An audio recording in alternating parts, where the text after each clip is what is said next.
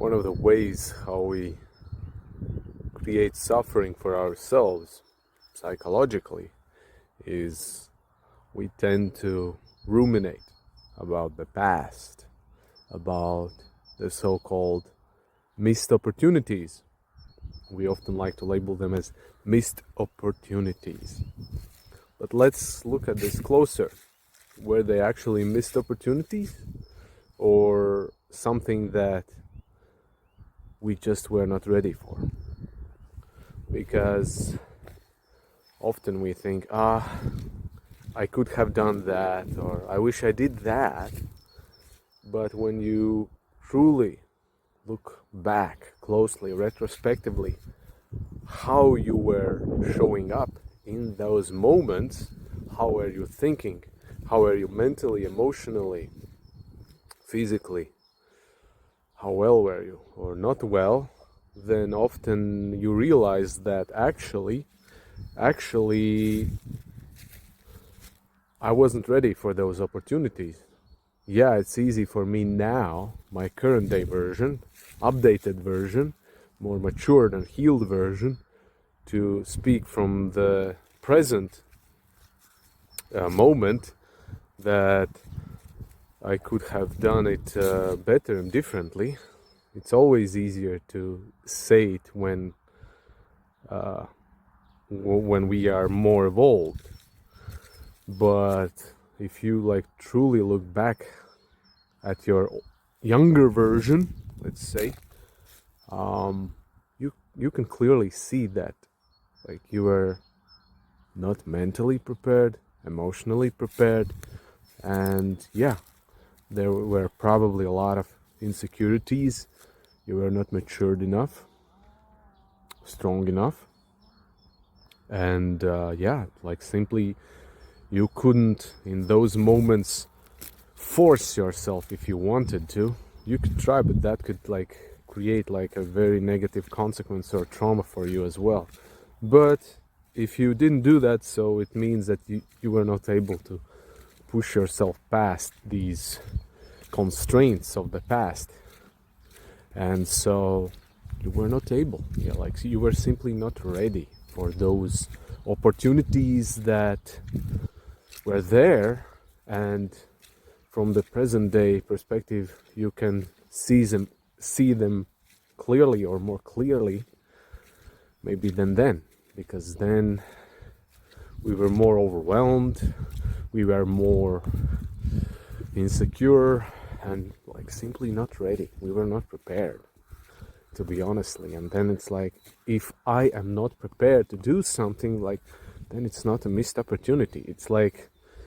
It's an opportunity, and at the same time you could even say that it's not an opportunity yet for you, a ripe opportunity, because you are not ripe for it yet. It's similar if you would say Michael Jordan could have won a championship on his first year. No, he couldn't. There is possibility to do it, but he was not the player yet that he became later on. So technically, yeah, it's possible, but he wasn't matured for that role and for that moment to be ready fully. And when you understand this, then you have more compassion towards yourself, towards your past version, younger version, and there is less need to punish self with ruminating and generating shame and guilt and resentment and bitterness because of things that were not done, which is it's futile, it's unrealistic. It's why would you try to punish yourself for something that you were not capable of doing back then? It's very unfair. We all know what happens when we do something prematurely. It usually ends up with not so good consequences. You might think that, if I did that earlier in my life, then I would heal faster. But that's what you think right now. or more matured version.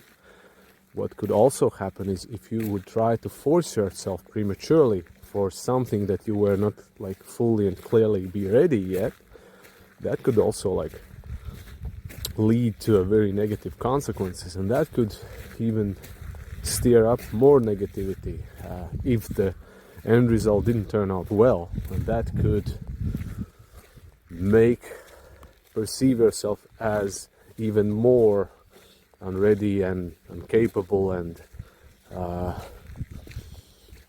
in a negative light. When you are able to see your past in this way, which is not to find some excuses for what you didn't do, but to make peace with your history, what has already happened, then you can feel more peace where you are in the present moment.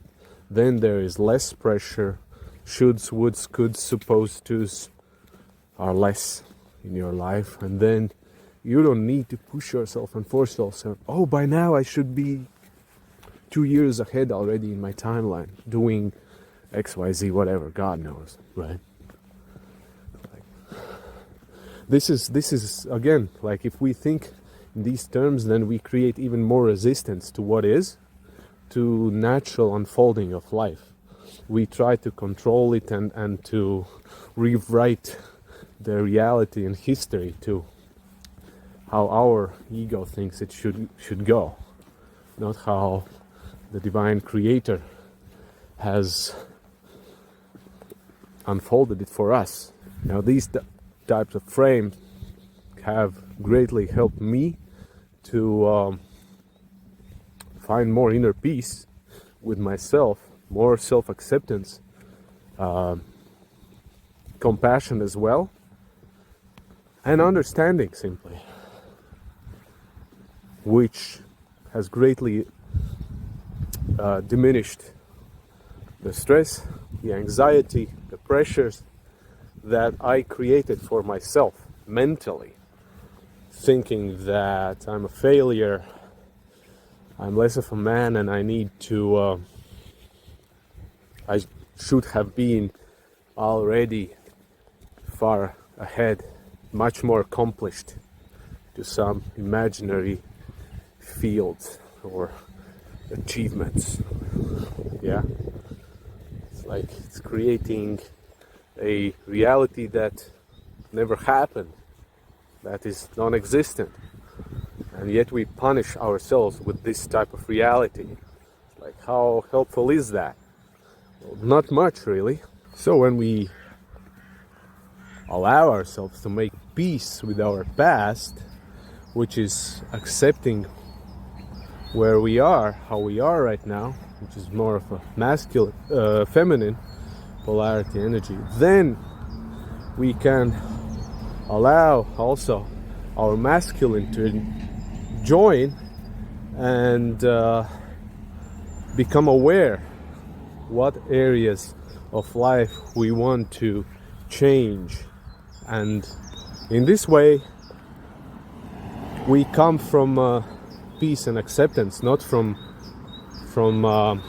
resistance, that I don't like this where I am right now, so I want to run away from that. No, we only will create more resistance. When we accept where we are, our past, then we create an inner union between our feminine and masculine, and we go from there in a more harmonious and balanced way. Now again, this type of thinking is not to convince yourself that everything is perfect, when in reality there are some challenges that needs to be addressed. It's just simply finding peace, that you are where you are, you couldn't be any other place, and you surrender to that, and then you create space enough without resistance, so there is a new reality can come in with new solutions. When we are living more from a state of peace, then there is no need to overcompensate something that we feel we are missing out, we are lacking. Now we need to do more of this thing to get it. What we are missing, we are lacking, not enough. Then there is less need of seeking external validation through other people, other stuff, like achieving some success in certain areas of life, whether that's sport or whether that's career, dating, or whatever, financial areas. So yeah, it's like then there is less need for that to happen, and you become more like a master of reality, and you roll with it. What cards are dealt, you roll with it. Society is often convinced that if we shame ourselves or others or guilt trip, then that will convince us to do better, to be better, you know. But often what shame does is shame recreates the cycle of addiction.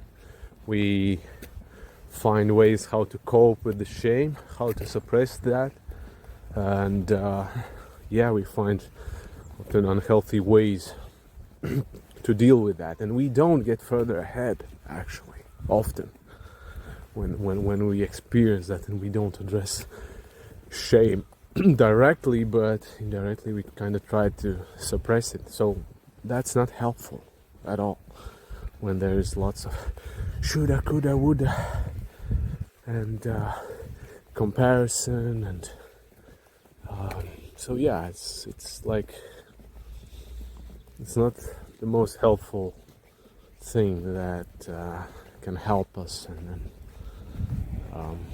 yeah.